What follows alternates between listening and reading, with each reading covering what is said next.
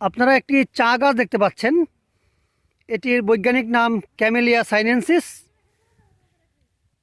এই চা গাছের যে কচি পাতা রয়েছে, যেটাকে এই চা বাগানে যারা কাজ করেন তাদের ভাষায় ডিগা পাতা, এই পাতাটাই কিন্তু আমরা মূলত আমাদের চায়ে খেয়ে থাকি। অর্থাৎ চা যে আমরা খাই এটা হলো এই ছোট যে কচি পাতাগুলো রয়েছে, সেই পাতাগুলো শুকিয়ে গুঁড়ো করে আমাদেরকে আসলে এই চা খাওয়ানো হয়।